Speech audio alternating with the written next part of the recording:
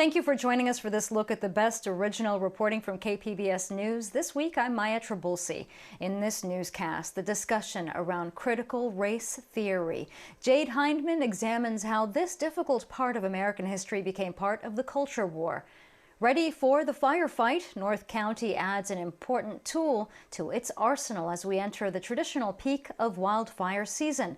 And a place to perform. See the new facility in the South Bay that is giving young artists space to thrive. We start with a story that had all eyes on California this week. Voters validated Governor Gavin Newsom by easily defeating the recall. KPBS reporter John Carroll looks into what was a very expensive exercise in democracy. This recall election is a reminder of just how costly it is to stage statewide elections. The final estimate came in July from California Secretary of State Shirley Weber, putting the cost of this one at $276 million, with more than $243 million borne by the counties and the remaining $32+ million from the state. But Weber says when all is said and done, this recall election will likely cost taxpayers upwards of $300 million. Mesa College professor of political science Carl Luna says the state's recall election law dates back to 1911, meant to keep powerful interest groups like railroads from picking the governor and legislature. This gave citizens a chance to replace people who they thought were being more responsive to special interests than to the public at large. So it was supposed to be a reform to help the public. The law requires signatures from 12% of the voter turnout in the last election for governor.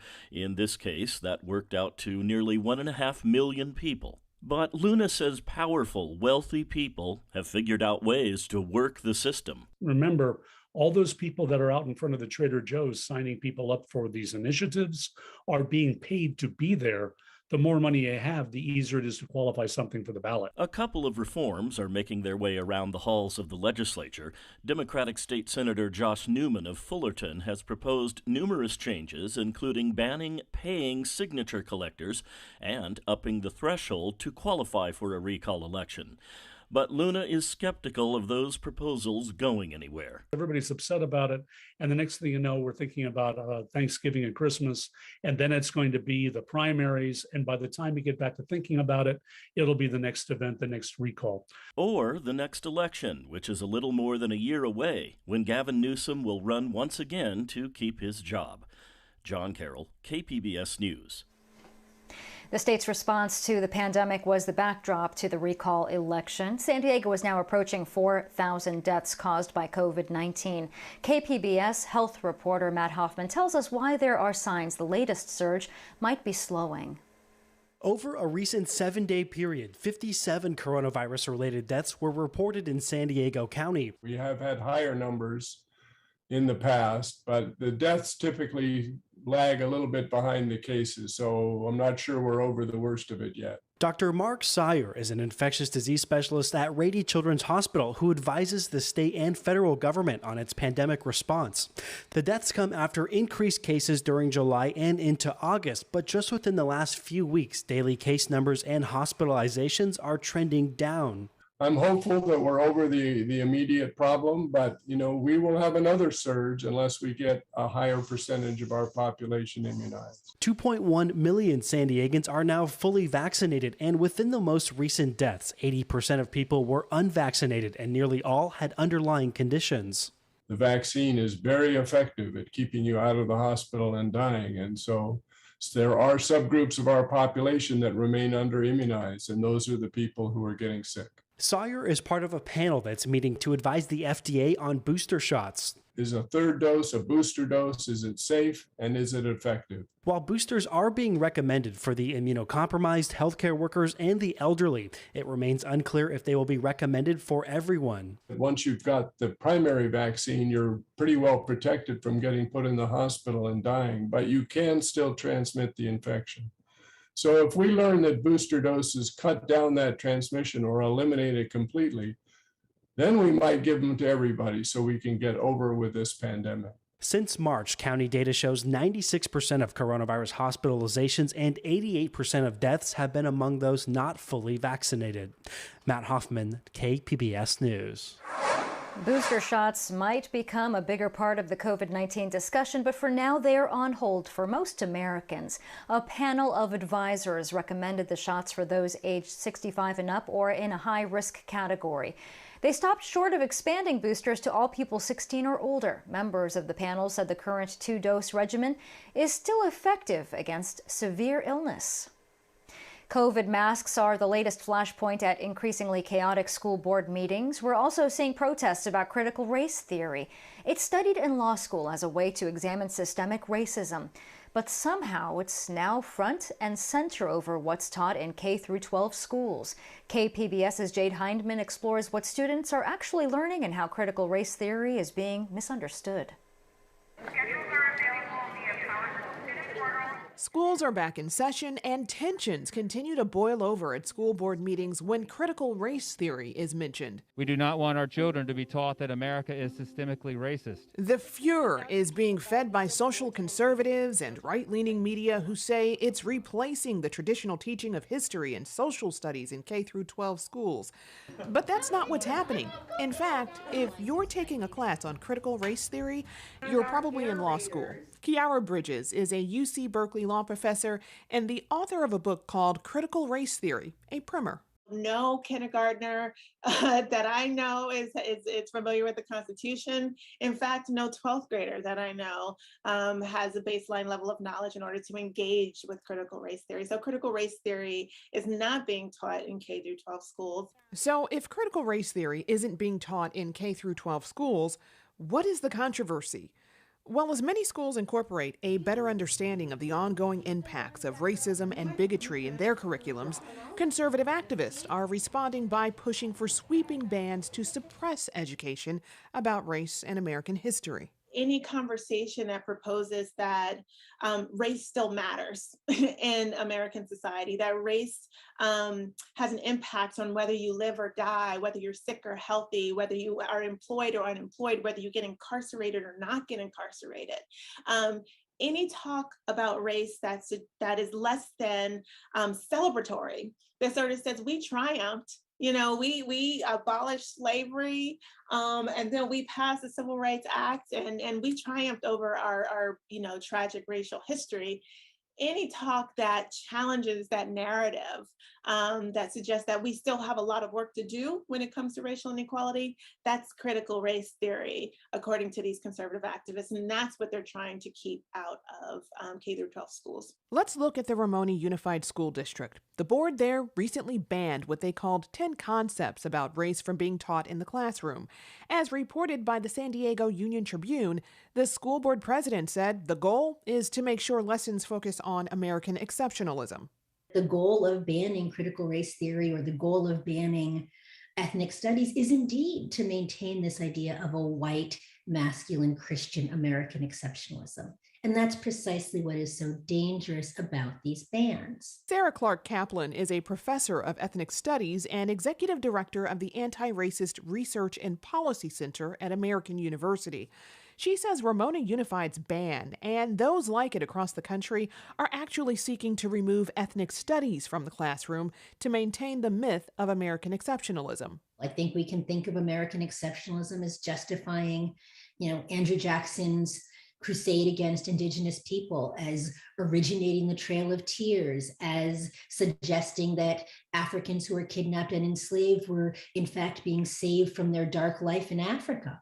All of these deeply oppressive systems have their root in American exceptionalism. Scholars argue that ethnic studies curriculums help correct the myth of American exceptionalism by highlighting the untold struggles and contributions of people who've been historically marginalized. Once we can diagnose a situation and we can understand that we have a role to play in it, then we are then obligated to think about how to change the parts of it that we don't like.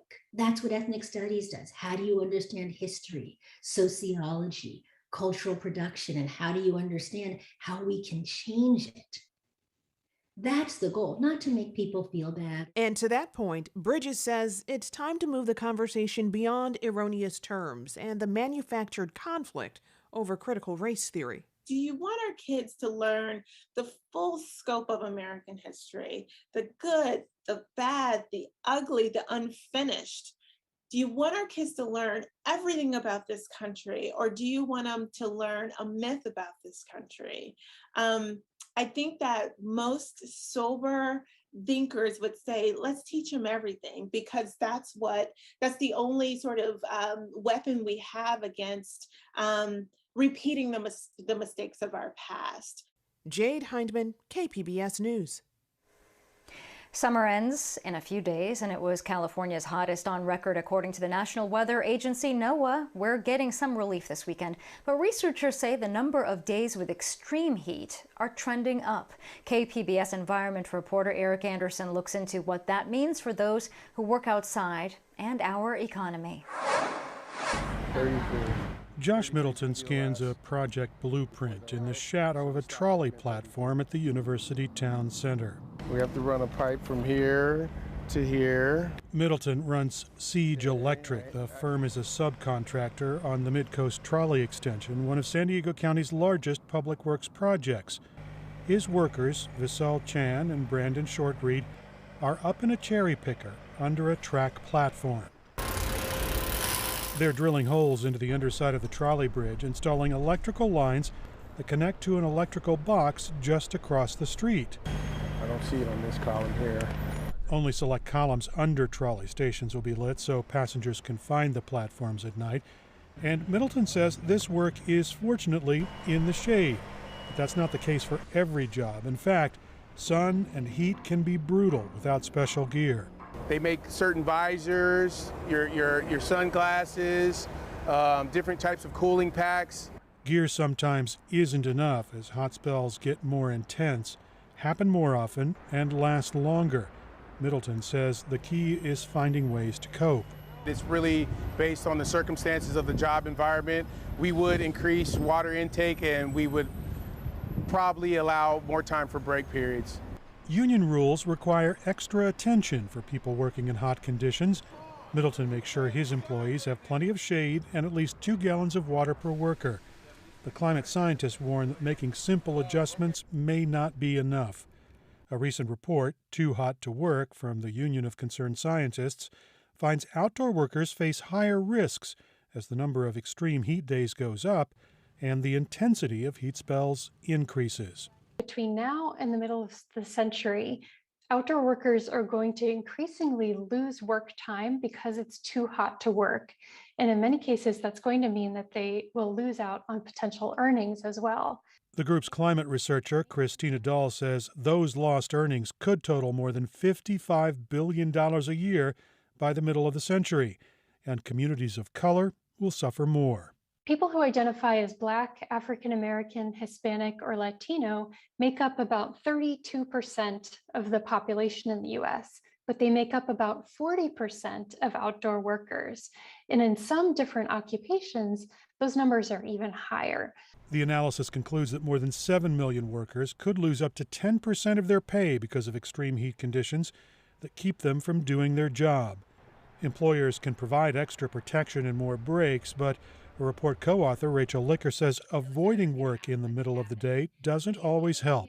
Shifting work schedules to cooler parts of the day can in and of itself have implications that are negative for outdoor workers. So, not everyone wants to work nighttime shifts. It can have implications for your ability to see your family, your mental health, etc. Licker says the federal government can take action to keep workers from suffering in the heat as it protects their pocketbooks. She says all those lost wages could have negative effects on local, regional, and national economies. But Licker says slowing climate change remains the best strategy for avoiding extreme heat. We can save, tens of billions of dollars in outdoor worker earnings if we take action now.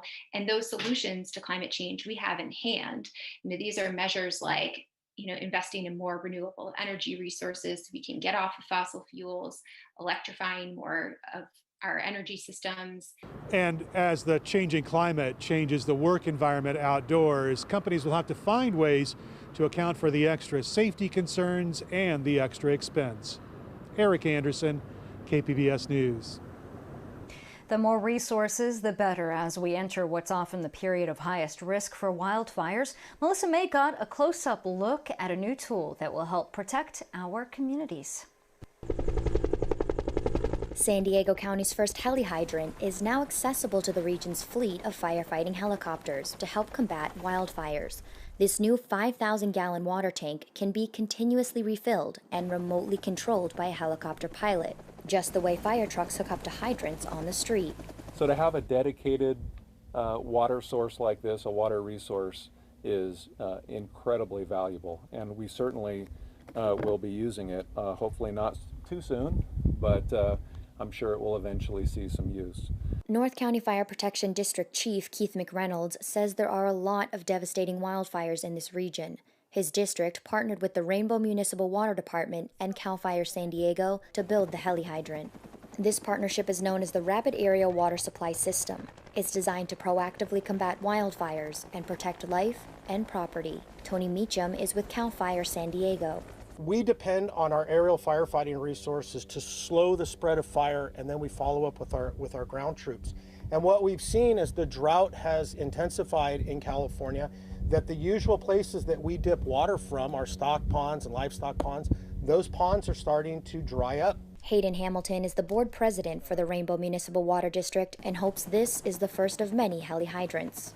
Having these facilities in large numbers will be an investment that will pay dividends in homes saved, lives not lost, and peace of mind for our communities. Melissa May, KPBS News. The work being done by firefighters to save California sequoia trees is among our top stories this weekend at kpbs.org. Other popular stories this week include news on the fight against COVID-19 and how nearly 2,000 local healthcare workers are trying to get out of taking the vaccine.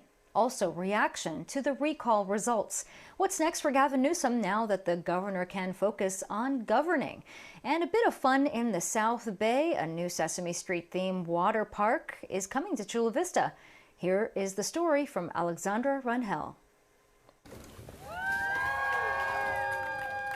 Sesame Place San Diego is the newest theme park by SeaWorld Parks and Entertainment and Sesame Workshop. It will be located at the former site of Aquatica Water Park in Chula Vista. The park will be completely transformed into a Sesame Street water park that includes 11 water attractions, 7 themed dry rides, a theater show, and a parade packed with popular characters from the show. President of the park, John Dunlap, says it's the first of its kind in the West Coast. That the fun, laughter, and learning of Sesame Street will come to life. California Assembly member Akilah Weber was present at the unveiling of the construction site Wednesday morning. She says Sesame Street was a staple in her childhood, as it was for millions of kids. Sesame Street was only one of 2 shows that my parents allowed me to watch. Weber can't wait to bring her own kids when the park opens. This is really going to become a place where families can come, whether you have young kids or teenagers. She says the park is expected to bring 800 jobs. Another economic boom and booster to this city and this particular region, and local jobs for our youth, which is really important as well. Sesame Place will even feature the iconic 1-2-3 stoop, perfect for a family photo op. The park is expected to open March of next year. Alexandra Rangel, KPBS News. It's been a long time since we've had an in-person Comic-Con, and soon people can get those long-awaited badges.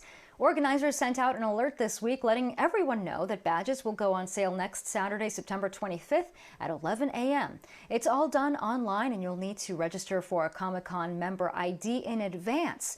The 3-day event, called Comic-Con Special Edition, will be held Thanksgiving weekend at the Convention Center. Southwestern College now has a modern performing arts center that will allow a new generation of artists to thrive. KPBS education reporter MG Perez went to the South Bay to see how it's already being put to good use. There we go. Yeah. Sarah Marie White makes every movement with meaning. She's a dancer learning how to express her artistic talent and develop tenacity. It's a huge adrenaline rush. You really crave that attention, and you feed off the audience. It's an unreal feeling, if I'm being honest. It's amazing. Sarah is one of the first students to take classes here at the new 41,000 square foot Performing Arts Center on the campus of Southwestern College. This brand new complex is state of the art. Veteran dance professor Mary Jo Horvath is determined to use her modern classroom studio to train and cultivate the distinct and diverse talent coming from the South Bay community. Some are coming in with folklorico training, some are coming in with Polynesian training, belly dance, Latin, and you're going to have those same people in a ballet class or a tap class or a musical theater class. This is the large auditorium, which will primarily be used for music concerts, but it will also be used for dance concerts and also occasionally for theater performances. The Southwestern College Performing Arts Center is not just for learning, it's for entertaining, too. The school will mount its student productions here, scheduled alongside events produced by professional arts organizations and community groups. Negotiations are underway with the San Diego Opera.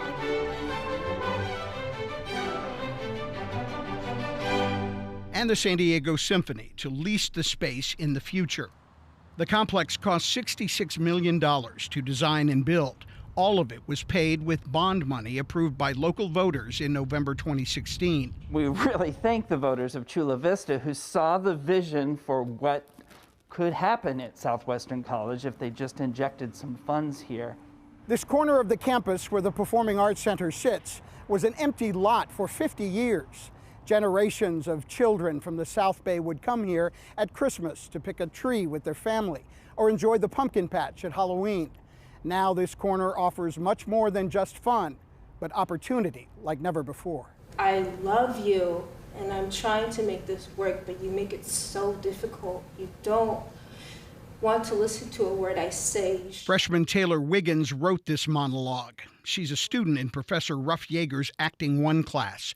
She wants to be an actress or playwright someday. Thank you for being so vulnerable and sharing that with us, Taylor. I'm a bit nervous, but yeah. Nervous? Good.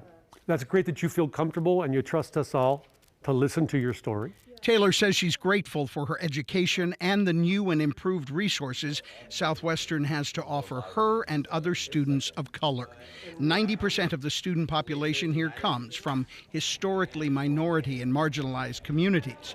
Almost 70% of them are Hispanic. It's very spacious, so I appreciate that as a dancer. Edwin Anthony Rodriguez is one of them. He wants to be a choreographer and maybe someday start his own dance studio. This is where the dream begins for him. English was not my first language. I learned Spanish first. I learned English by the time I was 5, so I have a lot of Mexican background and I really appreciate it. I love to hone my heritage. That's why I'm also a Latin dancer, so I can really get in touch with my roots.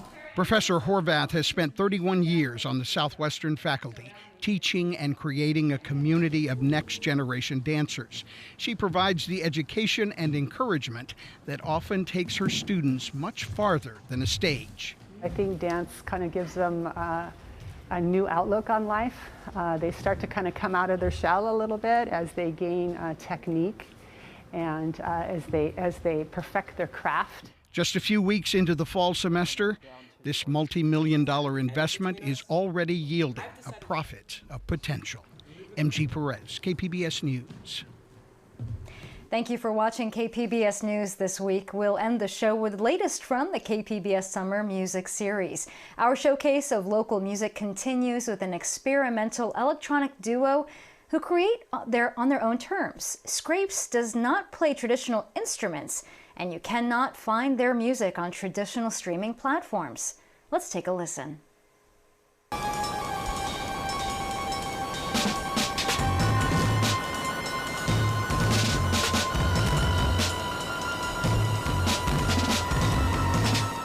I'm Psychopath. Non-tension. And we're Scrapes from San Diego, California. You make crazy noise for your brain.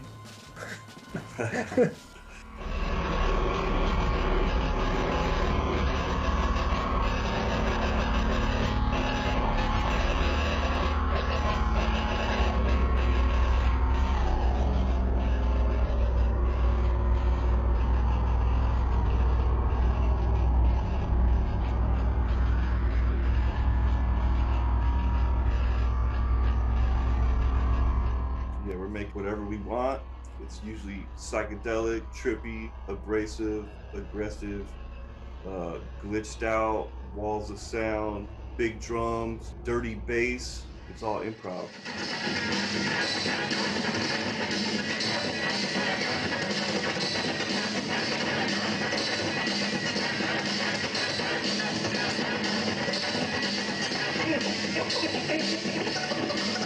It's telepathy.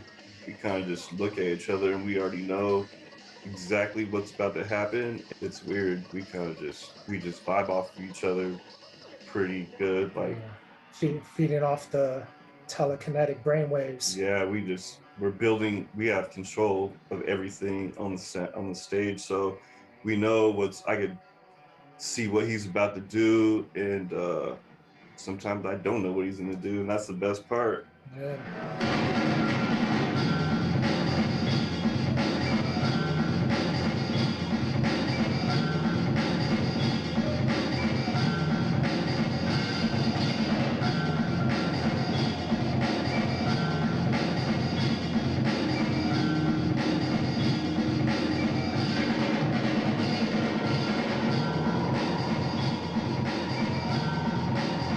We like playing live. It's always a new experience, and it's a different song every time.